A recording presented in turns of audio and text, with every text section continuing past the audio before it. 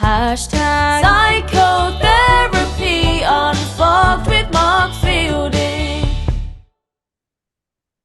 Hello, welcome to Series 4, Episode 14 of Hashtag Psychotherapy Unfogged. As you know, I'm Mark Fielding, psychotherapist and relationship counsellor, and your host. Today, I have the absolute pleasure of introducing you to Jason Curtis, artist, dreamer, creator, destroyer, father, and general nice guy. Jason is, very creative and creates in many different fields, which we'll try and touch on. And we'll be kind of linking in today's episode, Jason's creativity and mental health. So thank you so much for coming on, Jason. No, thank you, Mark, and hello, internet people. Yeah. And could I just kick off by asking, tell me a little bit around, around your mental health journey, if you like. It's a big question, I know. But... Yeah, I mean, the mental health journey is the negative mental health journey started about 96, had a bit of a dip, and then again 2010 was a major negative mental health journey for me. The mental health positivity, I've always been positive. I've always been positive in my mental health. I really have from a very early age. Living in a very bohemian lifestyle, which I lived when we were living in Bermuda and America, and then when we moved back up to Wales. I've always had the nature around me, whether it be in a beach or whether it be in a forest. I've always had the nature around me. Then I seemed to got myself in a bit of a grounding, and I got stuck in the rat race of life, which didn't suit me. I thought I needed it for my own well-being, because people said that I needed it. People said I needed the wife, I needed the children, I needed the dog, and I needed to live in the house with a white picket fence. And it never suited me, and that brought me down. I love my kids to death, I really do, but whether I was supposed to have them, I don't know. I really don't. But I really was on a real mental low throughout the early 2000s. Yeah. By 2010, I think I'd reached the plateau where I thought I can't take any more. My life is going nowhere, and perhaps I've lived many lives, and I've lived many good lives. But is it my time to end? It really is. Then we had a lot of deaths within the family. My father died, friends committed suicide, people were leaving me. My girlfriend at the time left me, as did my ex-wife. It was a point in my life where I thought, you know what, it's all over. I've had enough. I've lived a really good life. My kids are happy. I'm just bringing everybody down with my negativity. We need to do something. And I thought, you know what, this is it. So a couple of failed suicide attempts, and I thought, you know what, perhaps not. And I made the decision to go see my doctor. I have never. I can't remember the last time I saw a doctor. I'm a bloke. I don't go to the doctors. I really don't. So I went down and I saw him, and I done his little test, and he said, "You're not doing very well." And I went, "No, I'm not. Is there anything you can do for me?" And he offered me drugs. I can't remember what sort of happy drug he put me on, but I was developing a lot of neuro issues. I had complex regional pain syndrome in my right arm, which stopped me doing my love of life, which is archery. And because I have very poor feelings in these two fingers, which are the fingers which I use for archery, it means I'd lost another thing in my life. My brain was telling me, you can't use this arm because it's no longer any good, and you're no longer any good, so what's the point in you being here? It was that low. And my doctor fixated on that, and he said, okay, let's sort your arm out, because that's all in your head, mate. And he was very honest with me, and he put me on some psychotropic drugs, which sort of leveled me out a little bit, to the point where I could say, okay, my hand still works, but maybe the archery has to go for the time being. And that was a huge loss, because archery always has been my life. And it was only then that, jumping forward a couple of weeks, when my doctor said, have you thought about therapy? And I went, yeah, right, I can't afford therapy. But I tried for a first couple of weeks, and and it was my therapist who actually said to me, "Why do you like archery so much?" I said, "Oh, because I'm so damn good at it. Like I am the best. I am Olympic standard." Okay, I thought, well, I am. I had many county medals and many club medals. Yeah. I just love that feeling of beating people, of being the best. Yeah. And she said, "Is that healthy?" And I went, "Oh, well, you've got to be the best at something. You have to be a bit of an arse. You have to put 100% in it, and you have to have that killer instinct, that eye in the tiger." And she goes, "Yeah, but is healthy because you're bringing that into your private life?" I went, "Yeah, okay, you may have a point. You may Yeah. have a small point." And I decided to let the archery go for a while. And I really thought about, what do I want in life? And it's that fantastic Mr. Fox, that I have to be the best at everything. I Mm. can't let people down. I can't fail Yeah. at everything I do. I'm thinking I am putting myself on such a high pedestal here. It's there will be a collapse. You can't be at the top forever. And in my head, I have to be at the top.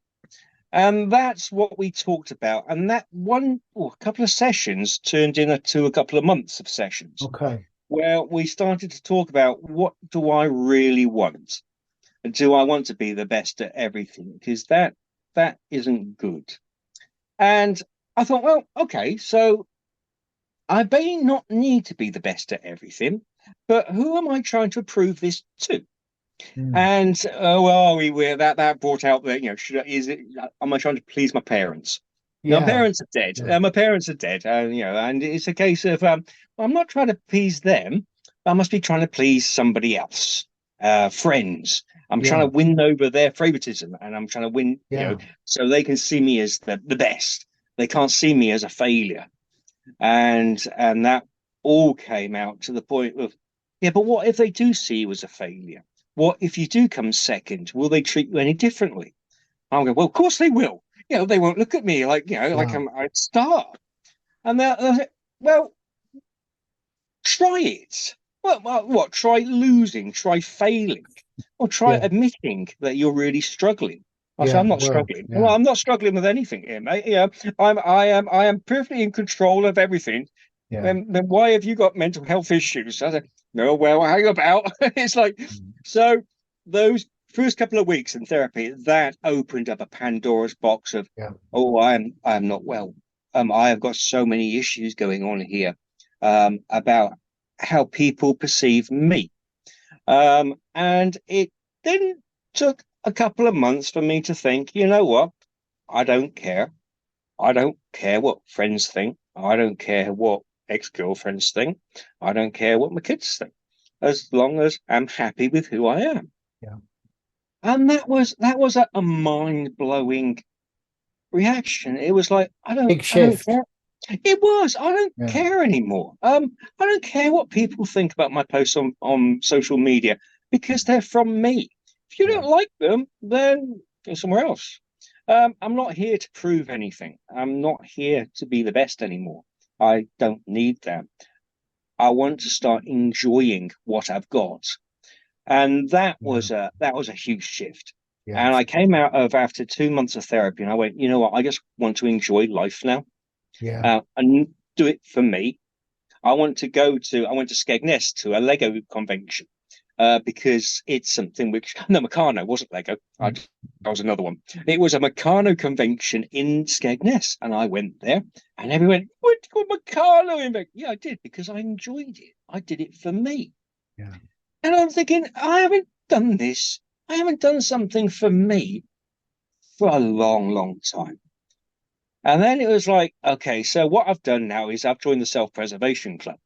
And I thought, this is great. This is all about me now. This is self-preservation. I want to do what I want to do, Yeah. Yeah. and to help me, and to make me feel happy, and to meet. And if I'm happy in my life and what I do, that might just, wear off onto other people and make them happy. But I'm not wearing any more masks. I'm just going to be me and do what I want to do to make me happy. And it worked. And just to pick up, I mean, and often, you know, I mean, that just there's so I could pick up on so many things in what you've just said, you know, but just to pick up on one of them, I mean, in terms of the point you reached, you know, you reached a very, very low point. You know, there were lots and lots of loss. You know, there was, you know, trying to live a socially constructed life, you know, trying to fit a square peg in a round hole and do the whole conventional thing, you know. So there are lots and lots of, you know, of reasons that kind of got you there. There was also the need to be really, really good at everything, you know, which I guess puts, you know, so much internal pressure on. But often I think people, you know, and I think this is also, you know, very, very true of men often, it's reaching that low point that enabled you really to have a bit of therapy, to do a lot of self-reflection, and then completely change your life and create a life that, you know, that enabled you to not put so much internal pressure on yourself, but also to be yourself, Jason, and live the life that you want. I mean, the shift is enormous, really, between the two things. I think it was. We do, and especially I think males, they have to fit a particular role in life. Yeah. And sometimes that role can be extremely negative. And I broke out of that role. I really did. Yeah. And yes, I was probably hated for it for many, many years until people started to realize, yes, you're a different person, but you're a happier person. Yeah. And yes, it was. Oh yeah, it was a huge step forward. I can't say it vanished completely. Yes, I was still extremely competitive. Yeah. I went into a new line of work. I'm an engineer by trade, domestic appliance engineer by trade, but I decided to channel that not necessarily creative spirit of mine, but that competitive spirit in the workplace. Yeah. And I started to climb the career ladders. And it was another side of the competitive nature of mine, which I thrived for. It was a dog-eat-dog world, and I was very, very good at it.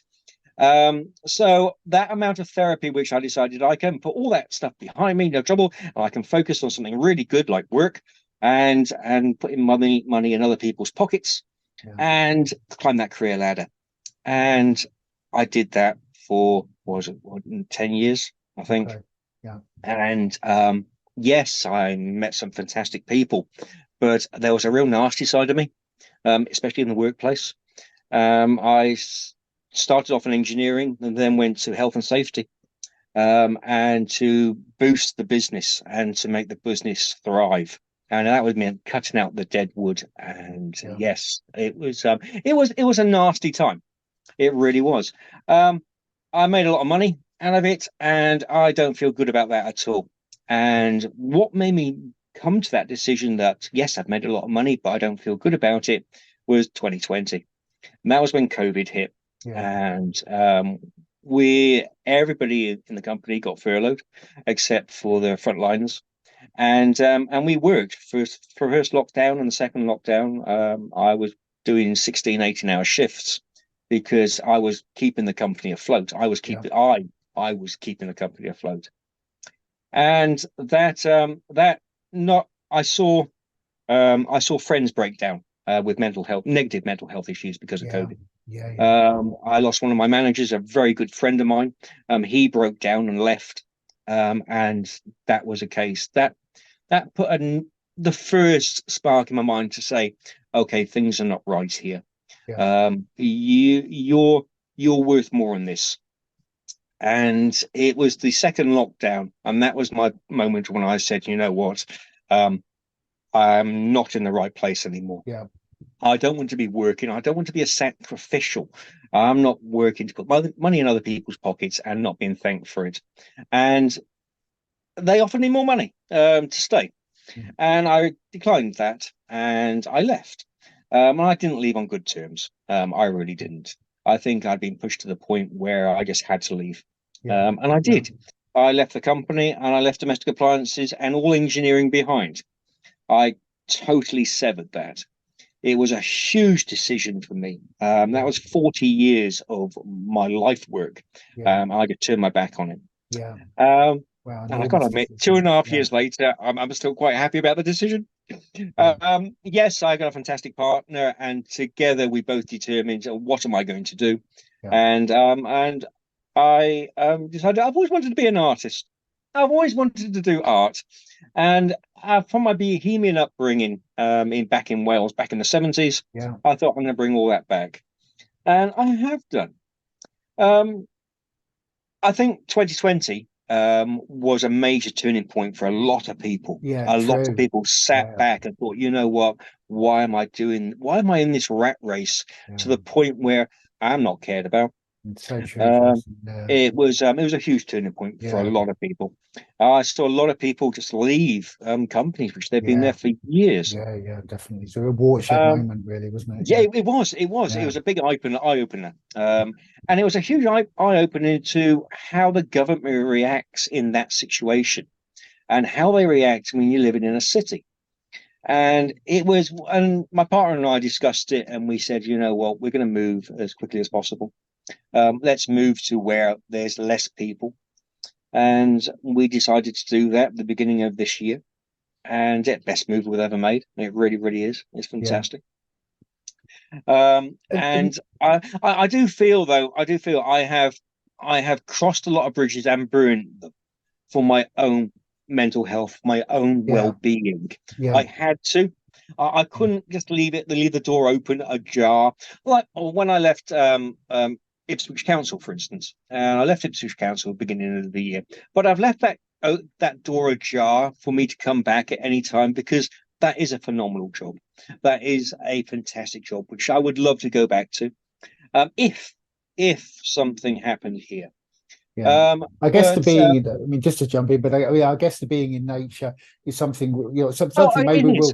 we'll, I mean, it is, I mean, there's so much research about it. I mean, I talk about a lot on the show around forest bathing and the benefits about being in nature. And I guess you're in a really, really natural place, at the moment, which is, fantastic in so many different ways. But I wanted to kind of bring your creativity in. So looking at your journey, I mean, Yes. so you're reconnecting really with a I really am. integral I'm part of who going you back. are. Yeah, Yeah, we left. I left Wales back in '95, yeah, and we moved to Wales back in 77, 78.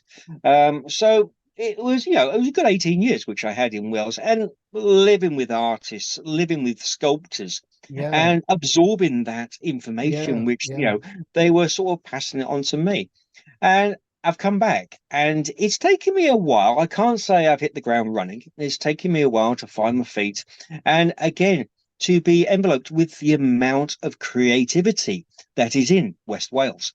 yeah. It's a very creative place. Right. And that Right. really it's inspired me to do better and more creative artwork.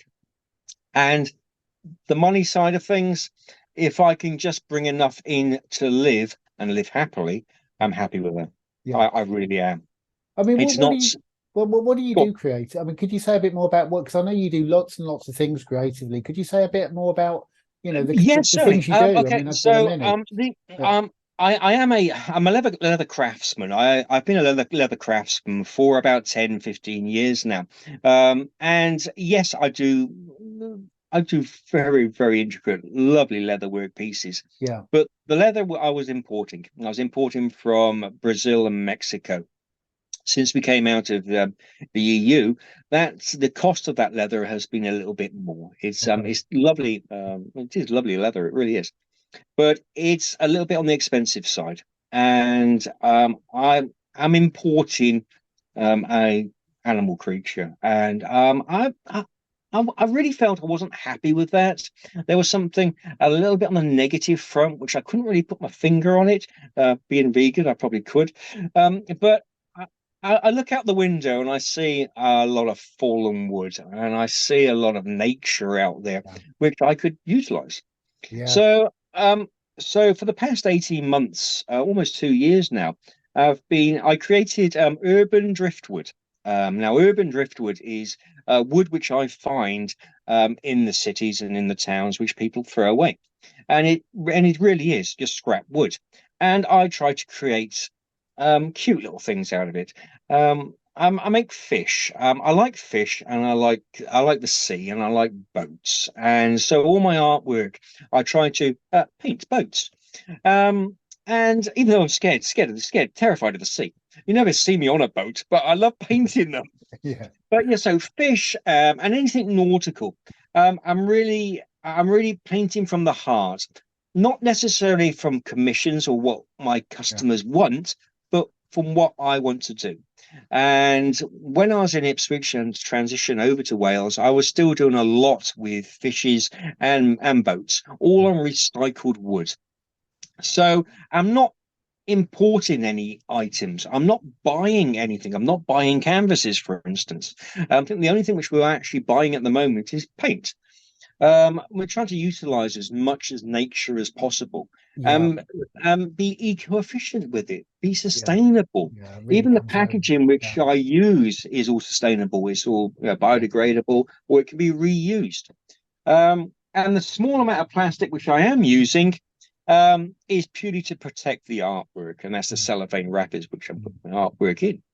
All my artwork is available for sale on Folksy. Well, that's what I was going to ask, Jason. I mean, how can people see it? I mean, I've had the pleasure of seeing some of your artwork. How can people see it? How can people buy it? I mean, how do people get in So the touch? plan, the great plan this year was we're going to do craft fairs. And living in mid Wales, every village has its own yearly show.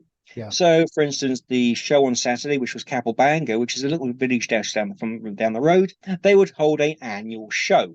And it was our plan to go to these shows and sell our wares. It's just I've been a little bit of a pussy concerning the weather, to be honest with you. I mean, It has been raining for the it last has 4 rained months. quite a lot. And for Yeah. someone who sells a lot of paper items, it's not looked very good.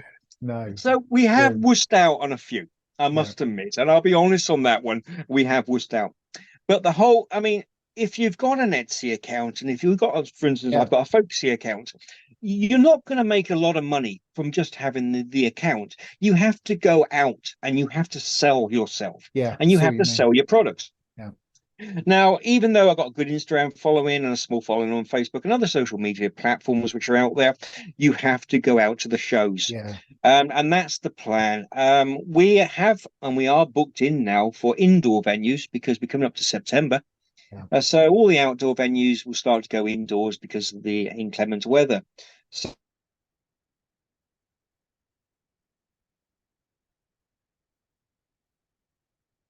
oh, Jason, I've just lost you.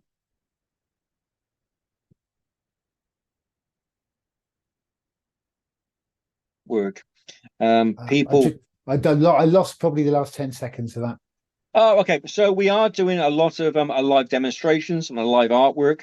I will be doing live demonstrations and live artwork, all of my cartoon characters, which is a nice little money earner.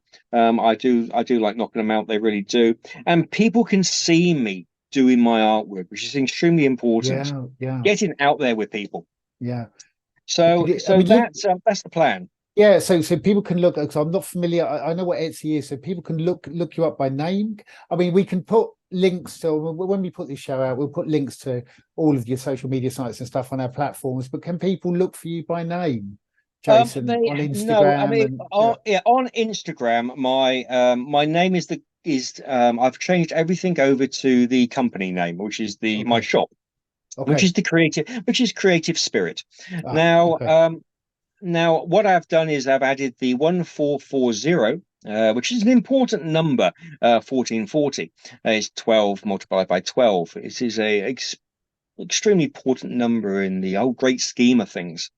So 1440, the Creative Spirit, you'll be able to find me on Instagram, for instance. And if you go onto the Folksy shop, just type in 1440, my shop immediately comes up. Fantastic. So yeah, it's a good outlook. It is slow, I must admit, because all shops start off slow, but it's important that we actually start getting out now. And I'm not the most confident person, I must admit. I can talk the hind ass of a donkey sometimes, but in terms of your product, I mean, yeah, exactly. I try. Beautiful. Yeah, it is important that I'm out there trying to sell what I'm doing, and I will be selling a lot more fishes, and I will be selling a lot more. As you see behind me, my fishes, and my nautical paintings. And can I ask you? This is maybe slightly, as I say, we'll put all your links on our social media pages. But can I ask about the happiness that your creativity brings? I mean, kind of bringing us back to the mental health aspect. I mean, you're obviously a very, very creative person, and maybe that creativity has been a little bit suppressed, has it, in previous roles? And I just wonder about the yeah, happiness definitely. that, yeah, Yeah. I mean, yes, I've been creative in previous works. When I was working in Peterborough for RG Licorices, I do believe I was the most creative in building kitchen appliance cabinets. yeah, That's cabinets to hold kitchen appliances. yeah, I was working with some very high-end manufacturers, Fisher Paykel to Dietrich, yeah, and I loved fitting them in kitchens. So I was using a small amount of woodworking skills to be yeah, creative in fitting these appliances. yeah, But other than that, I do believe I was a little bit squished under the thumb a little bit. And yeah, now I feel I'm able to have a thought in my head about what I want to create. yeah, I have the equipment to create that.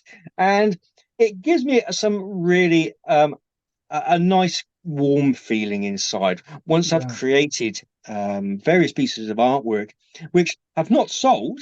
They even hadn't got high quantity amount of likes on social media, but to me, they're beautiful. yeah. And that creativity, I can't put a price on that. Yeah, I really can't. I mean, it really seems like, I mean, it's a really central part of who you are, really. I mean, yeah, and it has been present in other roles, Yes. but this is a massive part of who you are, Jason, isn't it? I mean, Oh, your it is. I creativity. mean, Yeah, I love being creative, yeah, and I am in a very lucky position. I really am, to be living where I am, and we've got very few overheads, and I'm allowed to yeah, create and be creative. yeah, I am very, very lucky. I yeah. really am. And then someone that, I mean, goodness me, when you kind of took us earlier through, your whole life history, I mean, somebody that really, goodness me, you've experienced so many different things, but you've really ended up in a position now where, I mean, you probably are arguably the happiest you've ever been, really, for all of the reasons Definitely. that you've said. Yeah, Without no yeah, doubt in my mind. This where I am at the moment and what I'm doing.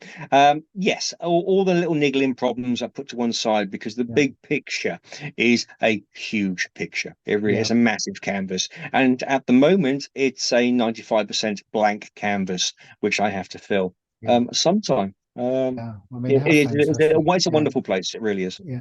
And then just kind of moving around a little bit more, could I just ask a little bit about your relationship with nature? You touched on it earlier, and just, how that kind of impacts on, feelings of well-being, your well-being. I mean, okay, so where we're situated, the small homestead which we're living at the moment is on a very picturesque mounting. That's all I can put it really. It's surrounded by trees and wildlife. Yeah.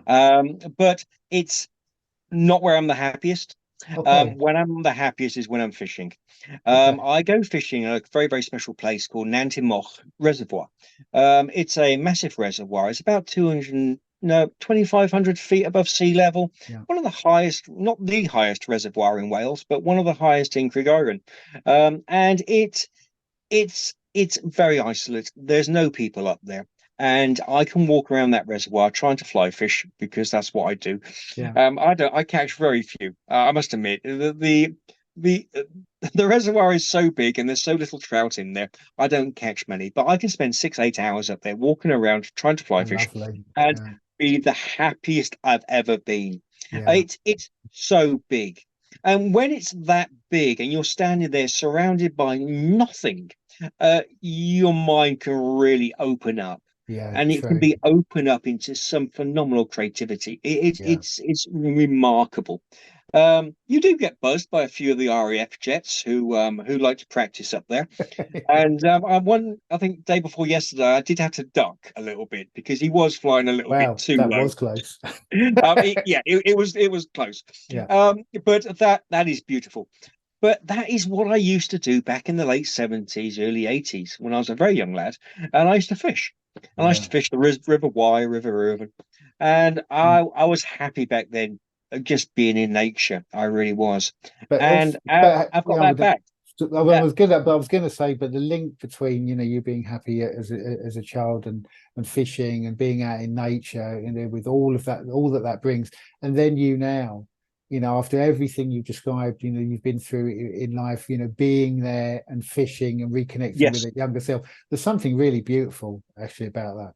And it is so expansive, isn't it? When you're in nature, goodness me, it's so expansive. You know, There's a lot of sky. yeah, There's a lot of sky, and I do there believe is, that's what I need. That's what I needed. yeah, Was I get a little bit claustrophobic when I'm caught and tight yeah, within a concrete environment. Even, throughout all my life, I've lived in the country or on the edges of the country or small towns and villages. But now I feel like I'm at the happiest I've ever been, yeah, because it's just so open. It really is.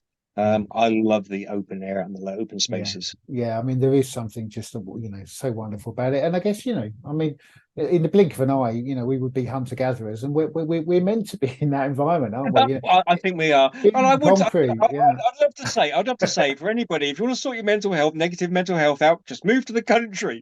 Please don't. Yeah, because then the country will become It like the worked. city, won't It's it? worked for me. It must be. It's worked Yeah, for me.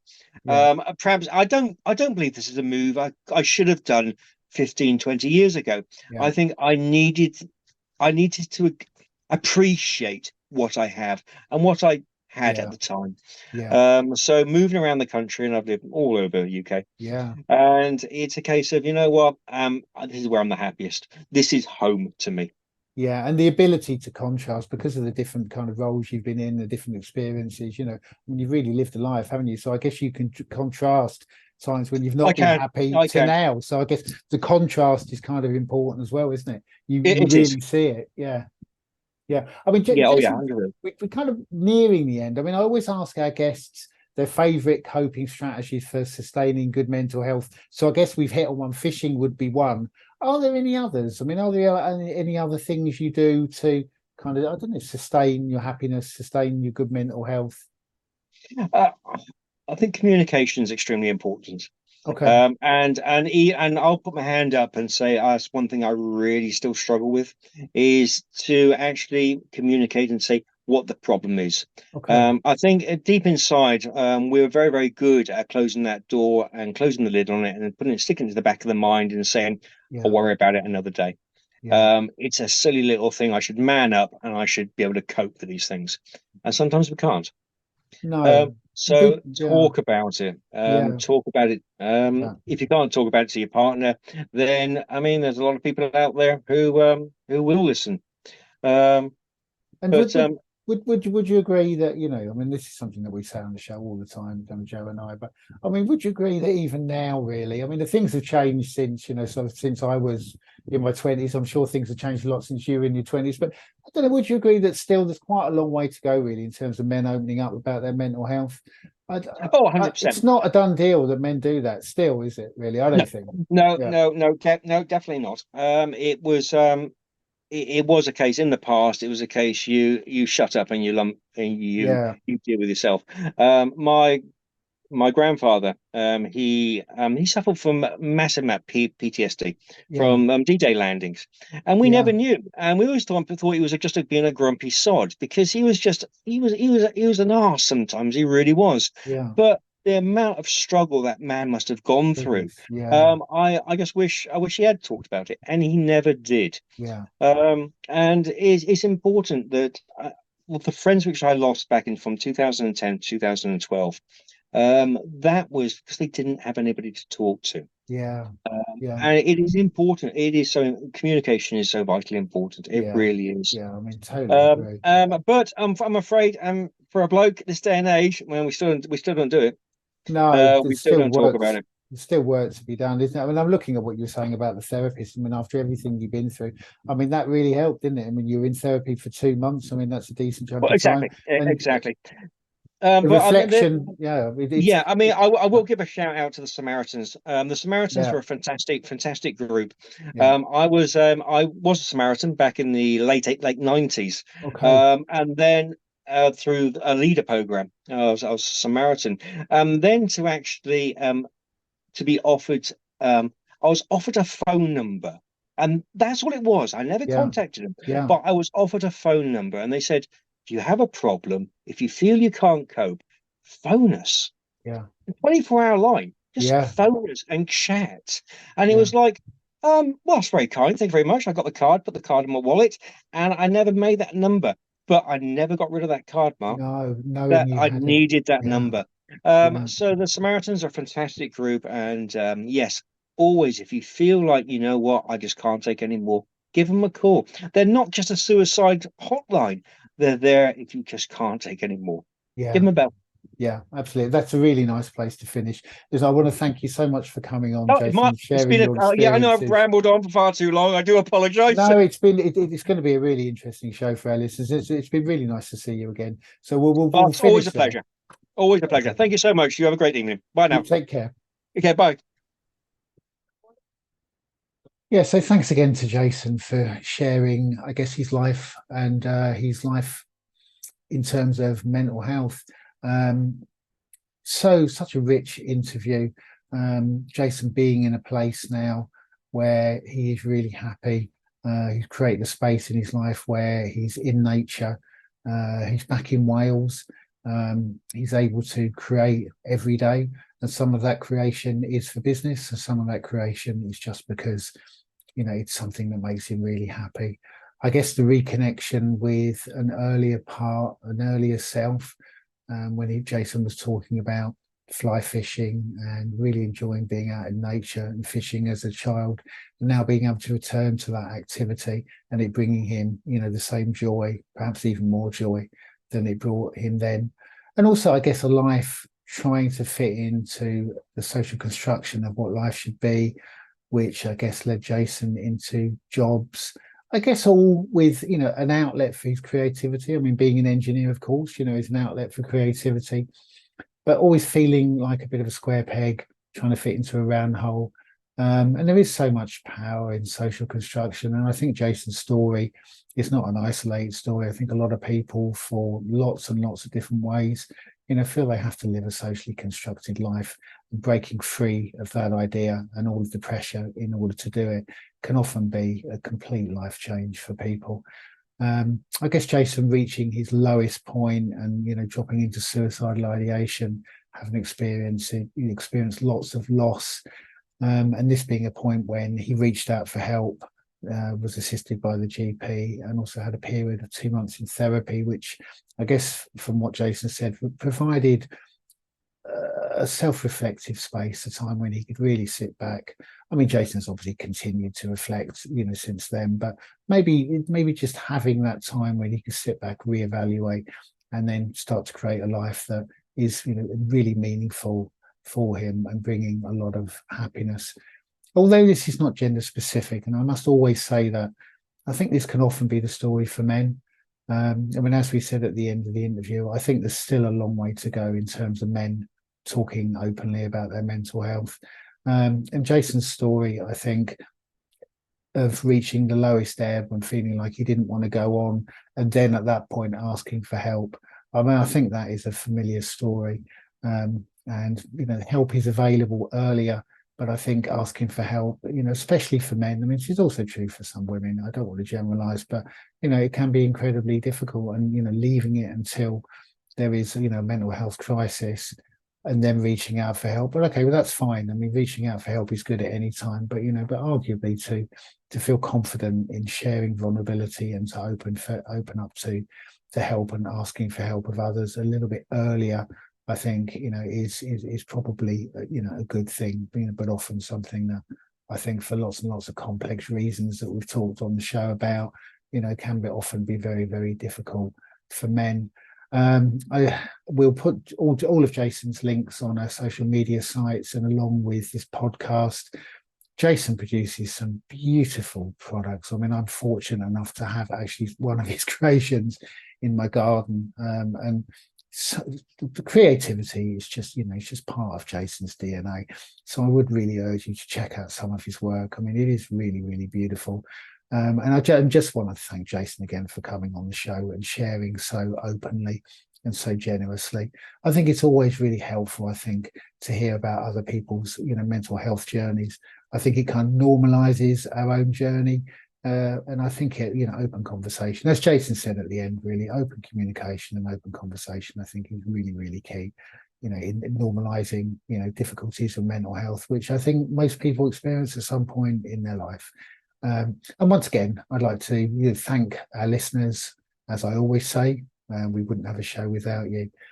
And I'd like you to look after yourselves, look after each other, and look after the planet. And I'll see you on the next episode soon.